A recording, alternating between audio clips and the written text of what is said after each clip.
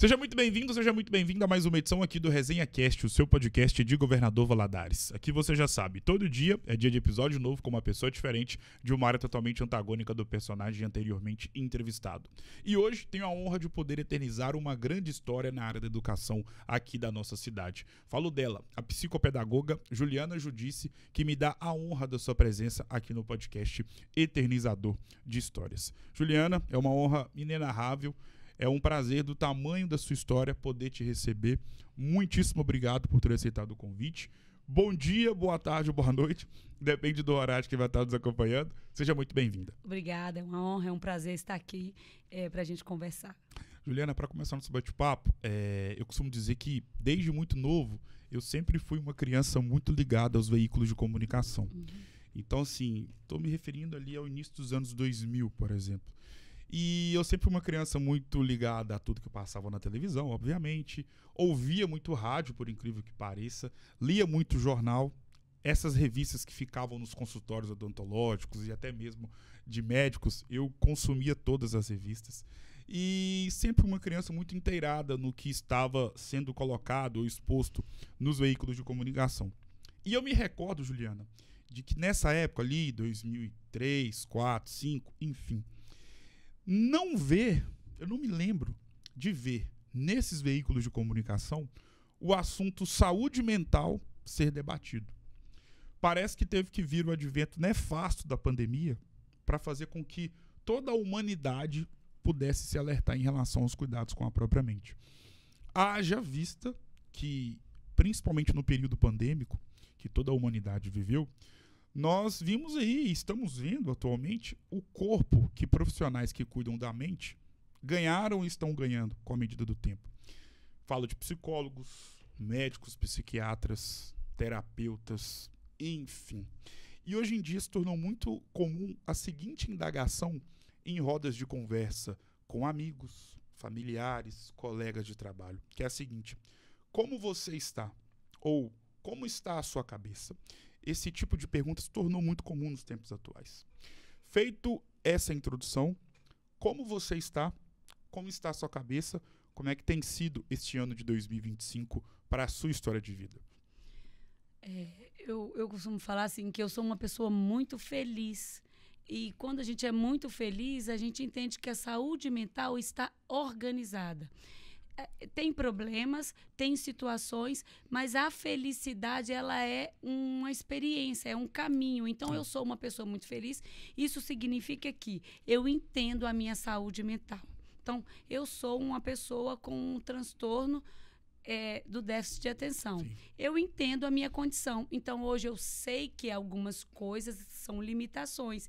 E isso me faz feliz porque eu me conheço. Então, a minha saúde mental, eu tenho situações, mas eu sou feliz por me conhecer. Sim. Que é o que a gente tem tanto falado. E depois da pandemia, se falou muito em autoconhecimento. Então, eu me conheço, eu sei onde eu vou. E aí, eu estou bem. Eu sou uma pessoa que vivo bem. Qual que foi o grande legado que a pandemia te deixou? A pandemia mudou a minha história. Eu sou uma mulher cristã.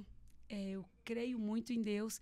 E a minha mãe foi desenganada. Eu cheguei lá no hospital e fui para Setúbal e o médico falou: sua mãe não passa de hoje.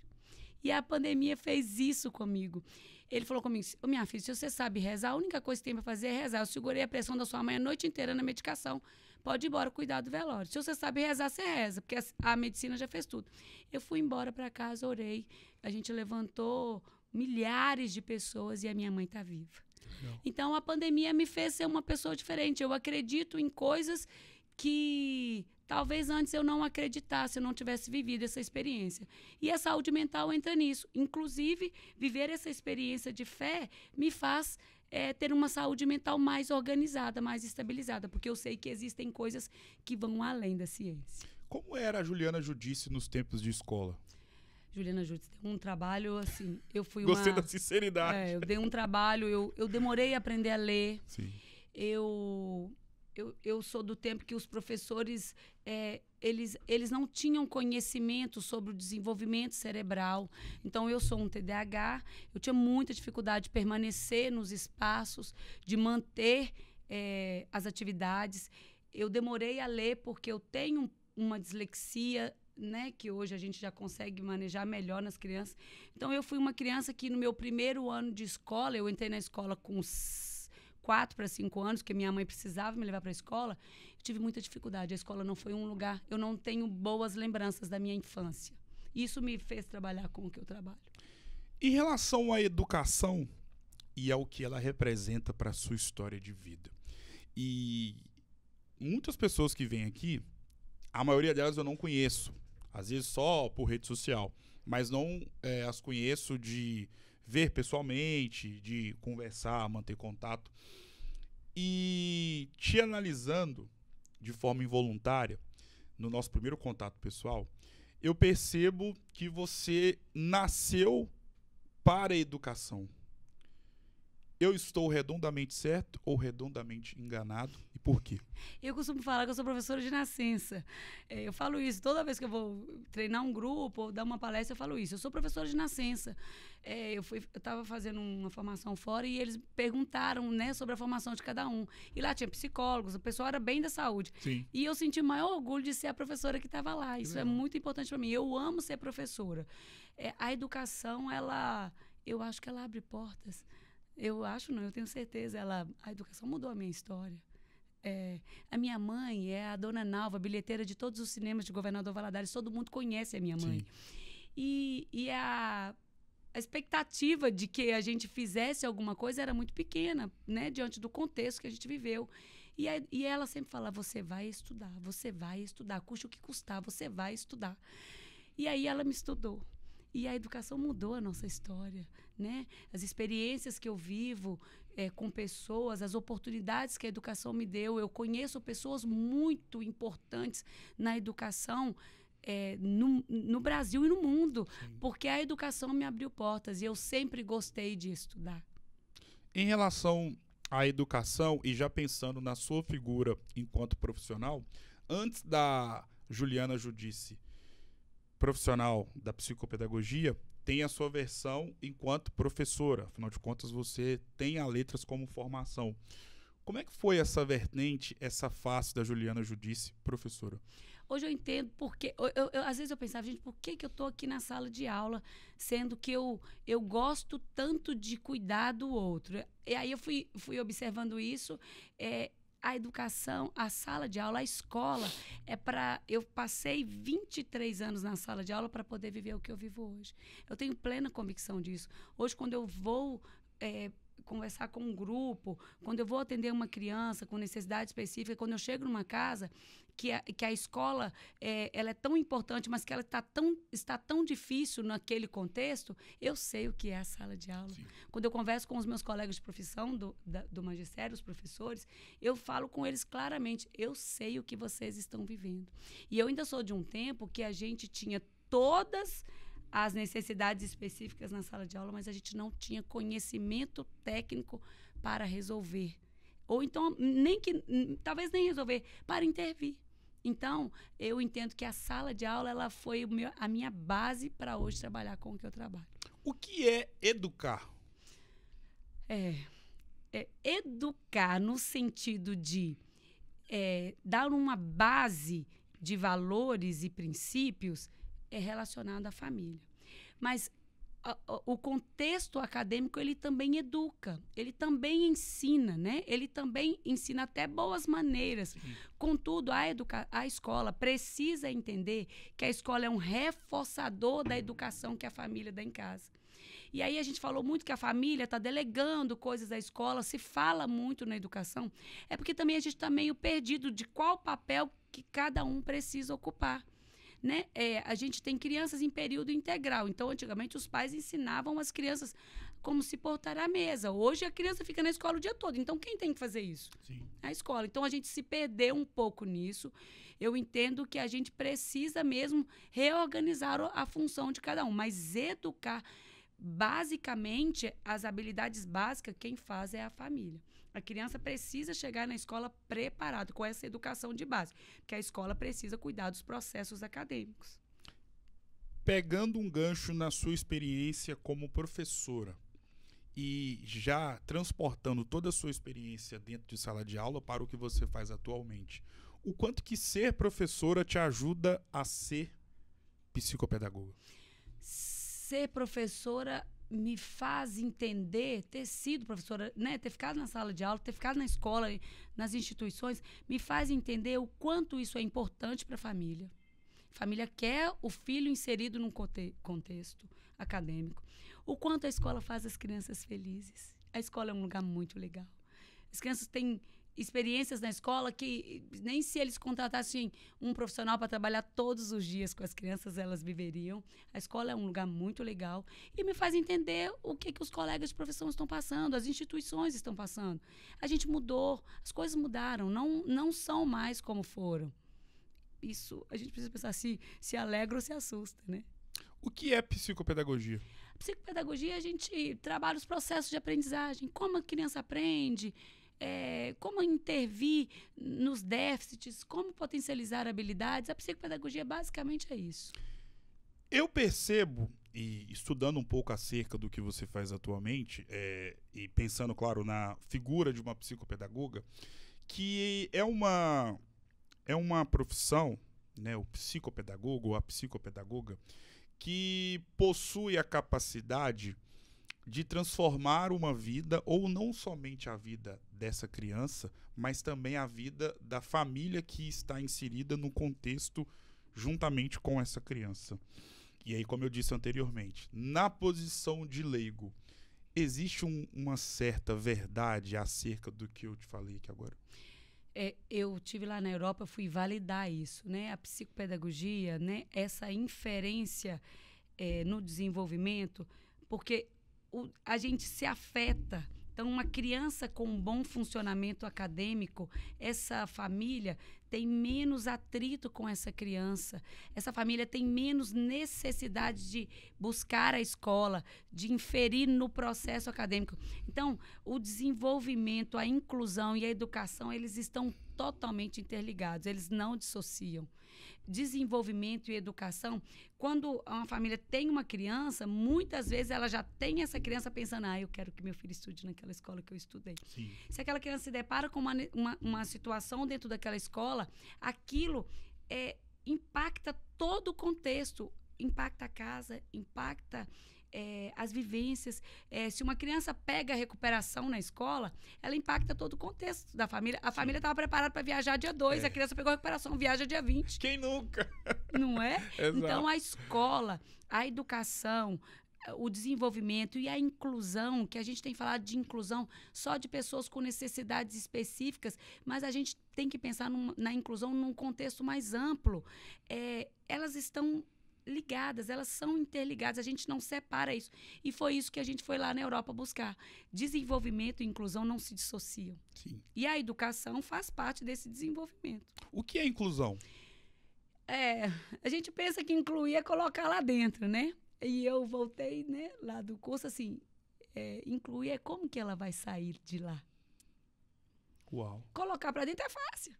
A lei garante que ele entre. Sim. E como que ele vai sair?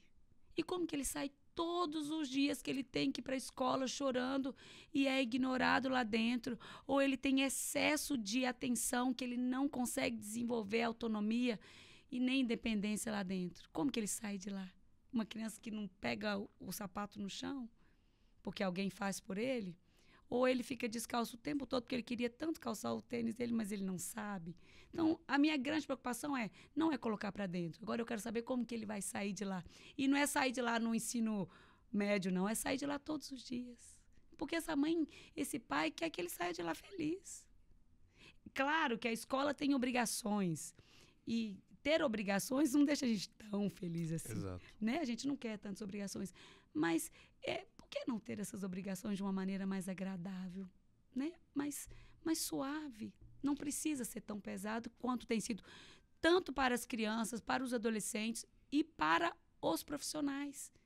E, por consequência, a família também sofre. Então, tá entendendo que a educação está tudo ligado. Não tudo interligado, como diria o outro. Sim. E, pensando na sua última explanação, me veio na cabeça, principalmente imaginando uma família onde existe uma criança, onde se tem ali a necessidade de um acompanhamento um pouco mais central e um foco um pouco maior em algumas dificuldades que essa criança possa apresentar, mesmo ainda na infância, de um casamento perfeito desse profissional, no caso da psicopedagoga, perdão, com os pais. O quanto que essa junção auxilia ou auxiliará ainda mais o processo de desenvolvimento e formação dessa criança? Gustavo, né? Gustavo, Isso. eu vou te chamar de Gustavo, porque você é muito simpático, muito obrigado. gentil. Eu entendi que tem que prevenir. Prevenir potencializa habilidades. Sim. Prevenir tranquiliza a família. Prevenir, a gente não previne um transtorno, mas a gente detecta que algo não está funcionando de acordo com o esperado. Então, a gente consegue intervir, porque nós temos janelas de oportunidade muito significativas na primeira infância. Então, quando uma família tentante me contrata, eu falo, a probabilidade disso aqui dar certo é muito grande.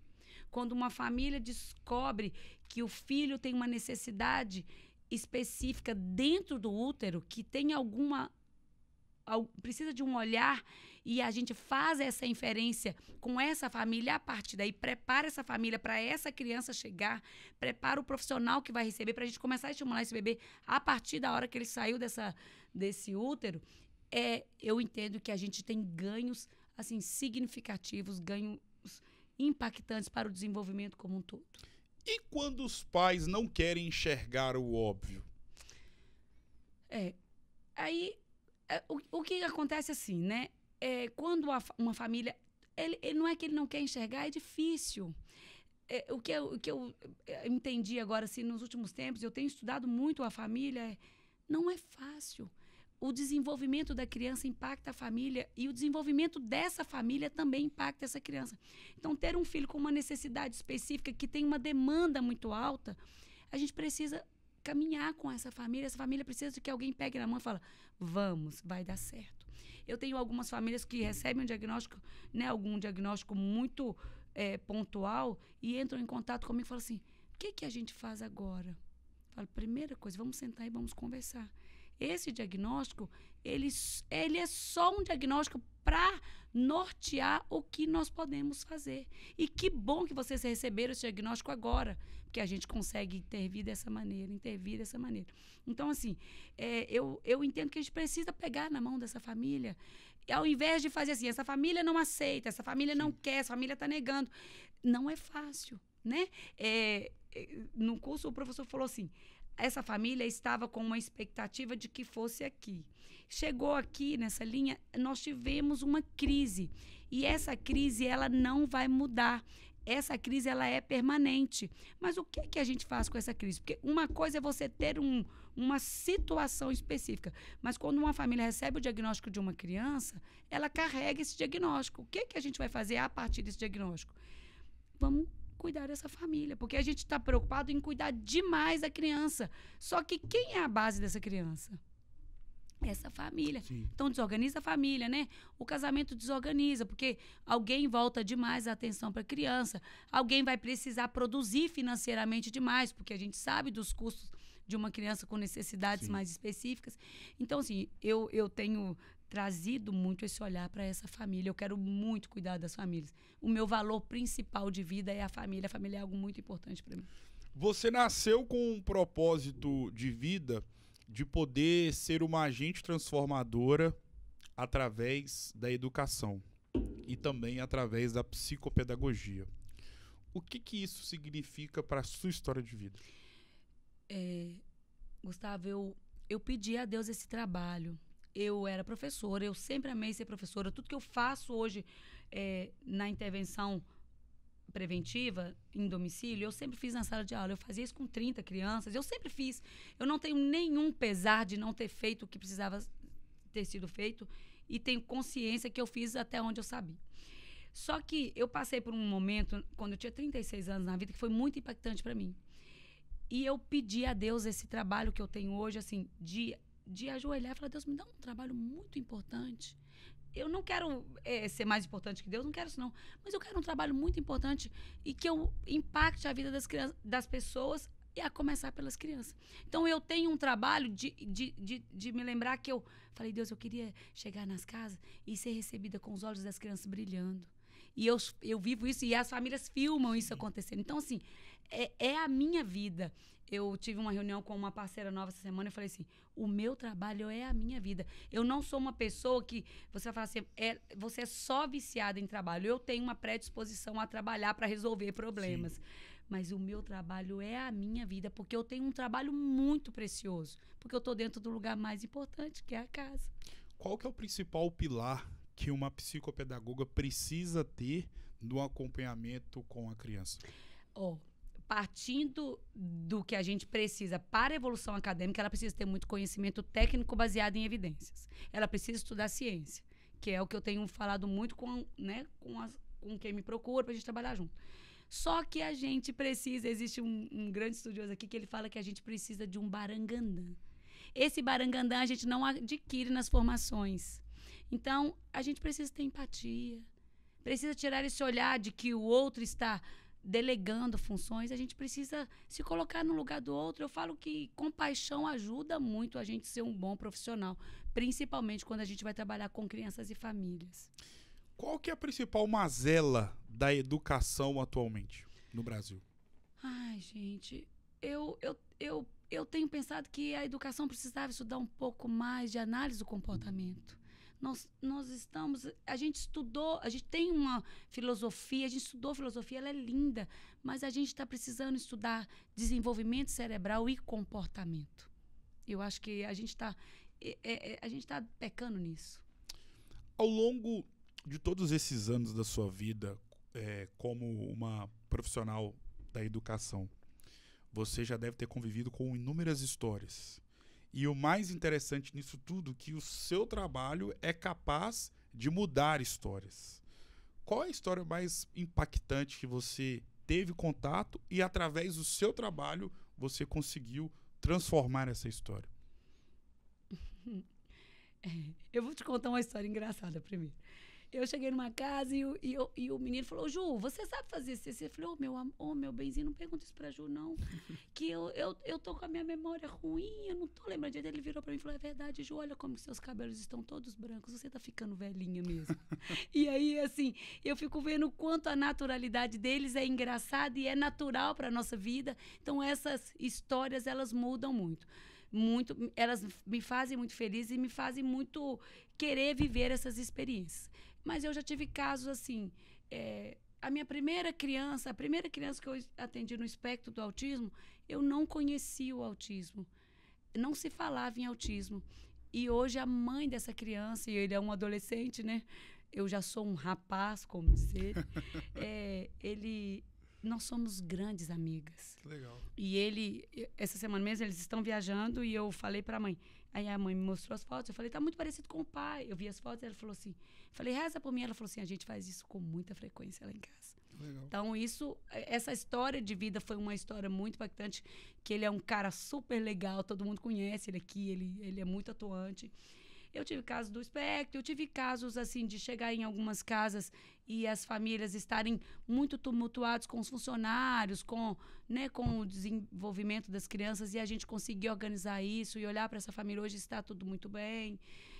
Eu tenho casos assim de muito sucesso, de grandes profissionais hoje assim no Brasil e no mundo. Eu tenho aluno que mora fora, eu tenho um aluno que discursa na ONU, foi meu aluno. Então, assim, eu tenho grandes experiências com a educação. Todos os dias aqui do podcast, quando eu vou conversar com um profissional, e durante a conversa, eu pergunto a respeito de qual foi o pior momento que o personagem do episódio viveu na vida. Só que com você eu vou fazer diferente, você vai entender o porquê.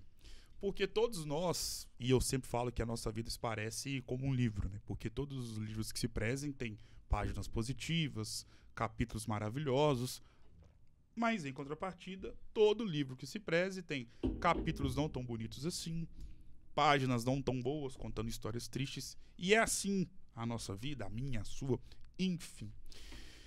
Só que existem acontecimentos que, por mais que eles possam acontecer durante um momento, ou um dia, ou um período da nossa vida não tão bonito assim, esses acontecimentos possuem a capacidade de mudar o nosso destino positivamente falando. Porque a partir do que ocorreu, você se transformou positivamente em várias searas.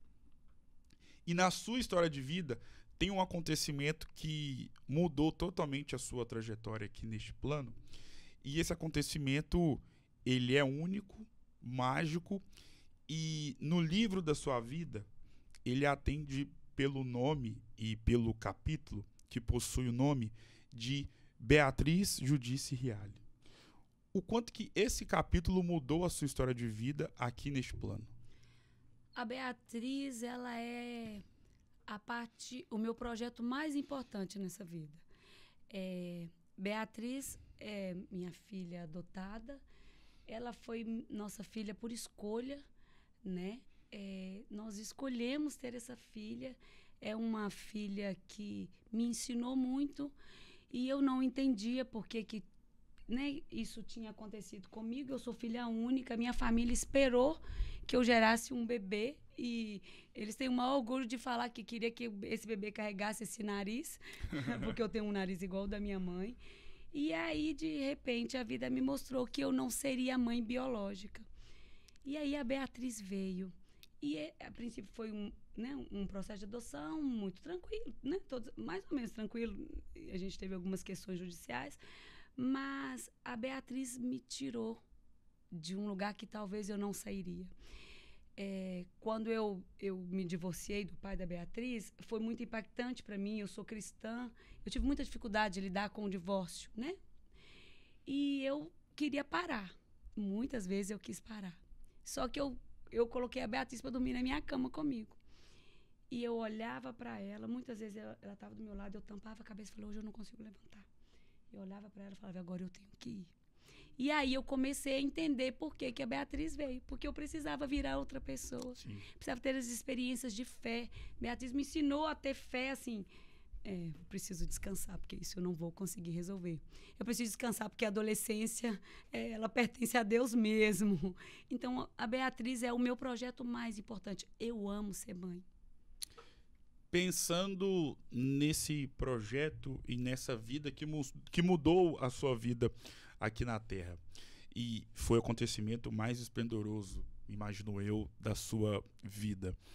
Mas, voltando a algumas casas da nossa conversa, na pandemia você acabou ganhando novamente a sua mãe, porque imagino eu que vocês possuem a exata noção de que lá atrás ela nasceu e durante o período pandêmico ela renasceu. Com certeza. E pensando na importância dessa vida, Dona Nalva, o que falar a respeito desse capítulo na sua vida? Dona Nalva me ensinou sobre a fé. O que a minha mãe vai me deixar de mais importante é a fé. Ela me ensinou sobre a fé, ela me ensinou a acreditar, né? A minha mãe, desde que eu era criança, minha mãe falava que a gente precisava ser forte e corajosa. A gente precisa ser forte e corajosa. Ela me fez tão forte e corajosa que tinha hora que eu falava, gente, eu tô forte demais. A minha mãe é um exemplo, assim, todas as mães são exemplo, a maioria das mães são exemplo, isso é quase que clichê. Mas foi muito difícil. Era uma realidade que não se esperava. Quando eu nasci, minha mãe falava assim, fazer faculdade, no meu contexto, era uma coisa de outro mundo. Eu sou a primeira pessoa da minha família que faz um curso superior. Né? Lá atrás, sim, eu fui a primeira. E quando eu nasci, minha mãe falava assim, ela vai fazer faculdade. Ela nem tinha noção do que era. E ela ouviu bem assim, filho de pobre não estuda. Então, e eu realmente fui filha de pobre. Minha mãe era bilheteira de cinema, fazia faxina no cinema para juntar o dinheiro da minha faculdade. Quando eu passei no meu primeiro vestibular, eu sou do tempo que ainda se passava no vestibular, né? Fazia isso. Minha mãe tinha o dinheiro da minha faculdade guardado. Uau, que legal. Que ela fez isso ao longo da vida. Então, assim, mas a gente passou por muitas coisas. Então, ela é meu exemplo de fé, porque ela falava assim, não, Deus vai me ajudar a estudá-la. Deus vai me ajudar a estudar. Então, eu entendi que ela mirou, confiou em Deus e deu certo. Então, a minha mãe eu sou muito ela, assim, eu sou muito parecido com a minha mãe, muito brava, no sentido de enfrentar a vida. Eu já fui muito brava, ela foi uma mãe muito brava, exigia muita disciplina. Minha mãe é um exemplo. As pessoas também veem minha mãe como um exemplo. As pessoas que conhecem a gente, elas olham para ela e falam, não, sua mãe foi mesmo um exemplo. E no livro da sua vida, o capítulo que atende pelo nome de psicopedagogia, aonde ele está inserido? A psicopedagogia, a neuropsicopedagogia foi a minha especialização que eu entrei, que tem um foco na saúde. A primeira especialização que eu entrei foi a neuropsicopedagogia. A neuropsicopedagogia, ela me respondeu coisas que eu me perguntei a vida inteira. Por que a gente brinca de massinha? Por que a gente fica pulando com os meninos? Eu tinha esse questionamento quando eu era da educação e não tinha essas respostas. E aí, na minha primeira aula, eu me lembro, doutora Larissa Zégio, uma professora conceituadíssima no mundo, quando ela deu essa aula, eu me lembro que ela mostrou pra gente sobre sinapses. Ela pegou umas ameixas e ela colocava uma ameixa no lugar na outra mão, né? Como se fossem as fendas sinápticas. E ela falou bem assim, é por isso que as crianças brincam de massinha. E ela me respondeu. Então, a neuropsicopedagogia mudou. Ela me respondeu enquanto profissional. E aí ficou tudo mais fácil. É tudo muito fácil para mim. Estudar o desenvolvimento humano, às vezes eu estou estudando com alguém, a pessoa acha aquilo tão complexo. E a Nanda teve aqui, eu falei para ela que o livro mais complexo que eu já li foi um da aula dela. E ela falou, Juliana, esse livro é muito fácil. E aí, assim, eu fico pensando... Tem coisa que é fácil para alguém, tem coisa que é mais difícil para alguém. Então, o desenvolvimento humano, a aprendizagem, o desenvolvimento cerebral é muito fácil para mim, porque naquele momento a doutora me respondeu a pergunta que eu fiz a vida toda. Então, é muito, muito fácil para mim falar da neuropsicopedagogia. E a neuropsicopedagogia, quando eu fiz, eu acho que ela não habilitava pro atendimento clínico, né? A modalidade que eu fiz. E aí, eu precisei fazer a psicopedagogia. Então, elas são complementares, né? E aí eu venho estudando desenvolvimento desde humano até que eu entrei na psicologia. Defina a sua vida com uma frase. Deus é bom. Defina a sua história de vida com uma palavra. Coragem. Defina psicopedagogia na sua vida. Realização. Defina essa conversa com uma palavra. Experiência. Lembra que eu te falei que seria? Sim, que eu tentaria fazer com que pudesse ser uma experiência. Mas já que você falou, vou acreditar. Juliana, muito obrigado mais uma vez.